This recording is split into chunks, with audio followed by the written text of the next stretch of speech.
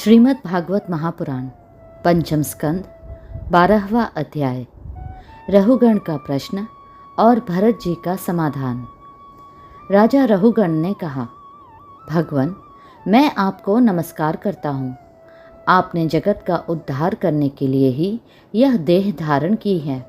योगेश्वर, अपने परमानंदमय स्वरूप का अनुभव करके आप इस स्थूल शरीर से उदासीन हो गए हैं तथा एक जड़ ब्राह्मण के वेश से अपने नित्य ज्ञानमय स्वरूप को जनसाधारण की दृष्टि से ओझल किए हुए हैं। मैं आपको बार बार नमस्कार करता हूँ। ब्राह्मण, जिस प्रकार ज्वर से पीड़ित रोगी के लिए मीठी औषधि और धूप से तपे हुए पुरुष के लिए शीतल जल अमृत तुल्य होता है, उसी प्रकार मेरे लिए, जिसकी विवेक बुद्धि को देहाभिमान रूप विषैले सर्प ने डस लिया है, आपके वचन अमृतमय औषधि के समान है। देव, मैं आपसे अपने संशयों की निवृत्ति तो पीछे कराऊंगा। पहले तो इस समय आपने जो आध्यात्म योगमय उपदेश दिया है, उसी को सरल करके समझाइए। उसे समझने की मुझे बड़ी उत्कंठा है। योगेश्वर, आपने जो यह कहा कि भार उठाने की क्रिया तथा उससे जो श्रम रूप फल होता है, वे दोनों ही प्रत्यक्ष होने पर भी केवल व्यवहार मूलक ही है, वास्तव में सत्य नहीं है। वे तत्व विचार के सामने कुछ भी नहीं ठहरते। सो इस विषय में मेरा मन चक्कर खा रहा है। आपके इस कथन का मर्म मेरी समझ में नहीं आ रहा है। जड़ भरत ने कहा, पृथ्वीपते, यह देह पृथ्वी का विकार है। पाषाण आदि से इसका क्या भेद है? जब यह किसी कारण से पृथ्वी पर चलने लगता है, तब इसके भारवाही आदि नाम पड़ जाते हैं। इसके 2 चरण हैं, उनके ऊपर क्रमशः टखने, पिडली, घुटने, जांघ, कमर, वक्षस्थल, गर्दन और कंधे आदि अंग है। कंधों के ऊपर लकड़ी की पालकी रखी हुई है।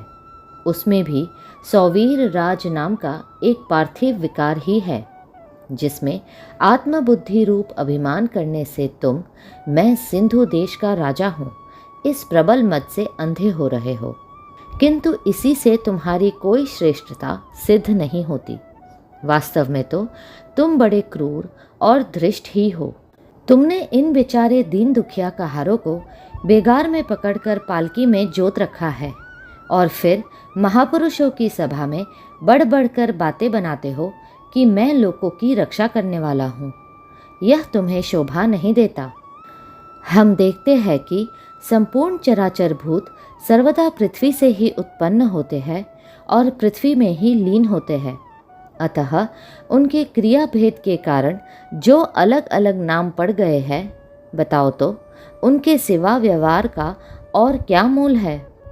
इस प्रकार पृथ्वी शब्द का व्यवहार भी मिथ्या ही है, वास्तविक नहीं है, क्योंकि यह अपने उपादान कारण सूक्ष्म परमाणुओं में लीन हो जाती है और जिनके मिलने से पृथ्वी रूप कार्य की सिद्धि होती है, वे परमाणु अविद्यावश मन से ही कल्पना किए हुए हैं।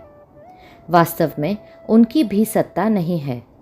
इसी प्रकार और भी जो कुछ पतला मोटा, छोटा बड़ा, कार्य कारण तथा चेतन और अचेतन आदि गुणों से युक्त द्वैत प्रपंच है, उसे भी द्रव्य, स्वभाव, आशय, काल और कर्म आदि नामों वाली भगवान की माया का ही कार्य समझो।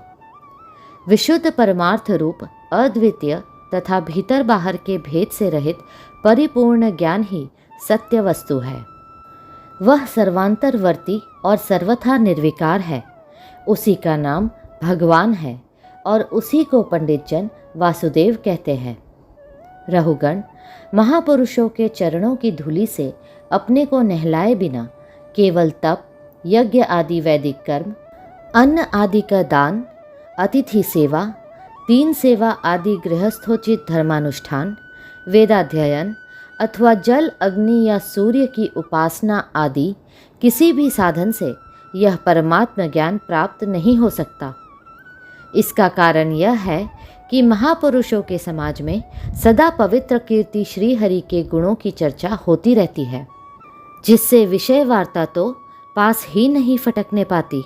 और जब भगवत कथा का नित्य प्रति सेवन किया जाता है, तब वह मोक्षाकांक्षी पुरुष की शुद्ध बुद्धि को भगवान वासुदेव में लगा देती है। पूर्व जन्म में मैं भरत नाम का राजा था।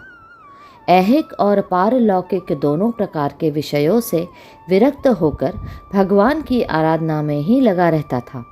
तो भी एक मृग में आसक्ति हो जाने से मुझे परमार्थ से भ्रष्ट होकर अगले जन्म में मृग बनना पड़ा। किंतु भगवान श्री कृष्ण की आराधना के प्रभाव से उस मृग योनि में भी मेरी पूर्व जन्म की स्मृति लुप्त नहीं हुई। इसी से अब मैं जन संसर्ग से डरकर सर्वदा असंग भाव से गुप्त रूप से ही विचरता रहता हूँ।